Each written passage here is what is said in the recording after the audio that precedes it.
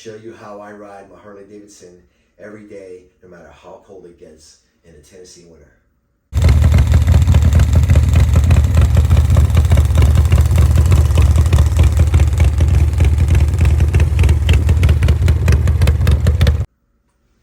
Ooh, okay, it's freezing cold. I just came in off the motorcycle. It's gotta be 8-9 degrees out there this morning. It's freezing cold. I was going 80 miles an hour on I-65, following an 18-wheeler all the way south to the shop from Franklin, Tennessee.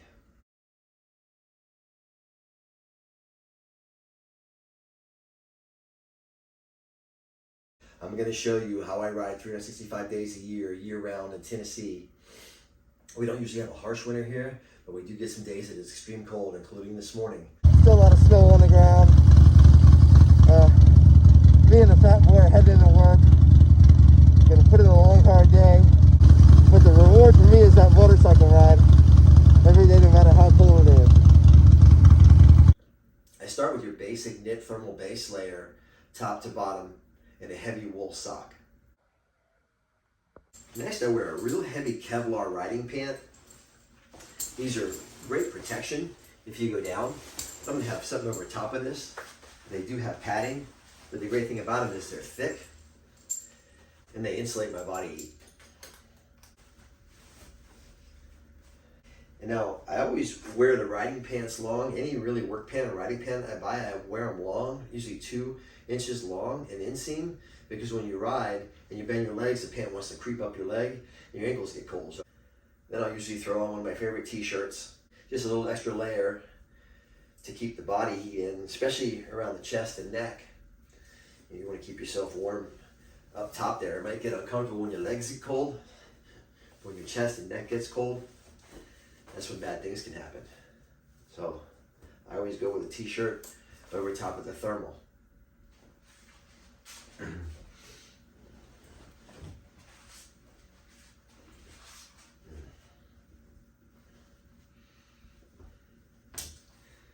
Over my t-shirt, I'll rock my Comp D hoodie. And again, another layer of thermal protection. But the hoodie is really great around the neck.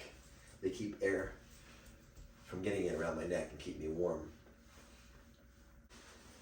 This is something I've found works out really well. It's a heavy canvas Carhartt coverall, got a quilted lining in it, so it's nice and thick. And the canvas just really helps to block the wind.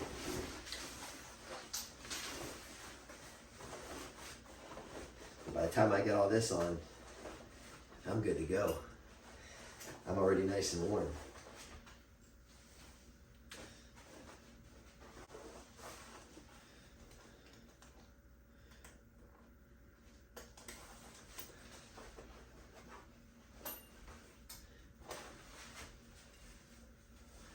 Usually when it's this cold that I need to ride with the overall on, I'll just strip my outer coats off and work in the coverall, because a lot of times I'm going inside, outside.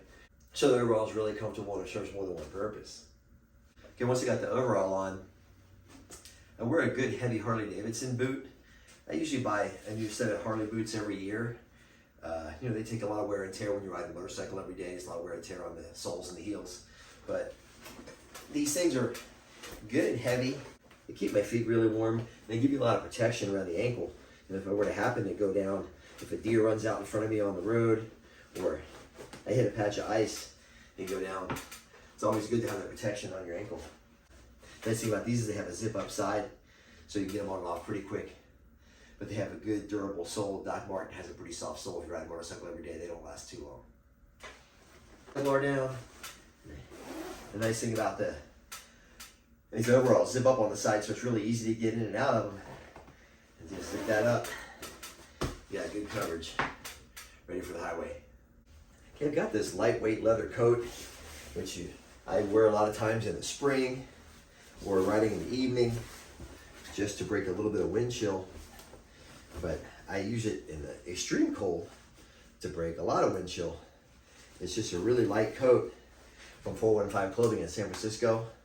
I love the cut of it, love the feel of it, love the look of it. It's really good at keeping the wind from going through everything below it in the wintertime, and this thing really stops the wind. So I recommend one of these. You can wear it in extreme weather, or wear it when it's 60 degrees out. It's just a real nice coat. It's nice and light. You can fold it up and put it in a backpack or saddlebag. You know, my other leather that I have is really heavy, and when you fold it up, it's still very bulky. This is a super lightweight coat. Had it for a few years now. I really love it. And over top of the 415 coat, I always put on my canvas Choppers Inc. Prison Yard jacket. I've had this for a long time. It's got a wool lining in it. Just a great coat. It's kind of big, nice big cut, but fits over top of everything really good. And I mean, I'm out riding in single digit weather, going 60 to 80 miles an hour, and this coat, you know, just really doing me solid.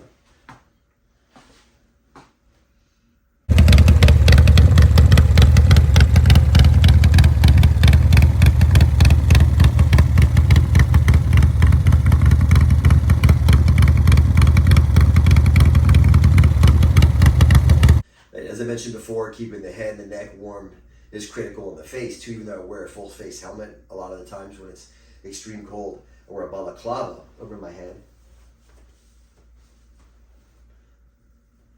I have two of them. I have this one, which is thin. And then I have a really thick one when it's extreme cold like it has been this morning. You know, when it's 8-9 degrees outside, I wear the thicker one, but it's a lot harder to get the helmet on. Usually, in the extreme cold, I wear my Bell full face helmet. It's a great helmet. Got a really amazing paint job on it. I got this at Sturgis at a charity auction a few years ago, custom painted. I love it. I always get comments on it, but it keeps my head and my face warm.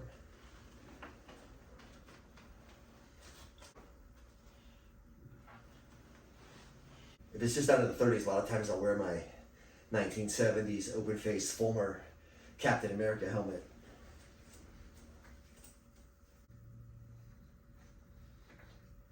Sometimes I'll put a bandana down over the bottom half, but this will get you there. But the full face Bell helmet's really nice when it's cold like it is out this morning. Okay, and then last but not least, I've got a set of battery operated heated gloves from Fly Racing. These things work really good, and you really notice a difference in them. I mean, they keep you warm when it's 8-9 degrees outside.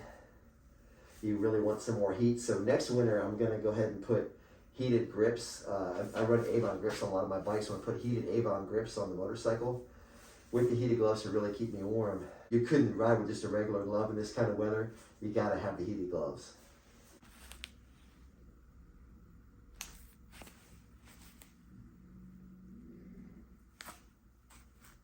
The gloves have 3 settings.